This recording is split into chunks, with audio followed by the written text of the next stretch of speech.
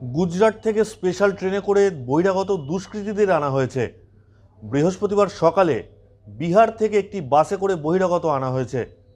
বিস্ফোরক এই দাবি করেছেন আসানসোল উত্তরের তৃণমূল কংগ্রেস প্রার্থী মলয় ঘটক। তিনি আসানসোল উত্তরের ৭৬ নম্বর বুথে বৃহস্পতিবার সকালে ভোট দেন।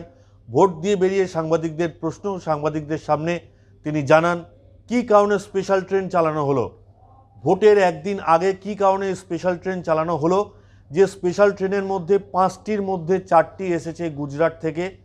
গুজরাট থেকে আসা এই স্পেশাল ট্রেনগুলোতে বহিরাগত দুষ্কৃতীরা এসেছে বলে মারাত্মক অভিযোগ করেছেন তিনি। এছাড়াও বৃহস্পতিবার সকালে একটি বাস বিহার থেকে এসেছে বলে দাবি করেছেন তিনি।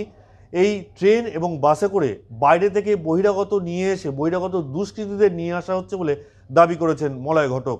যদিও বিজেপি বা অন্য কোনো দলের সরাসরি নাম করেননি তিনি বলেছেন, কৌশলী উত্তরে তিনি বলেছেন কারা এসছে, কারা বহিরাগত নিয়ে আসছে, বহিরাগত দুষ্কৃতীদের নিয়ে আসছেন সেটা সবাই জানেন।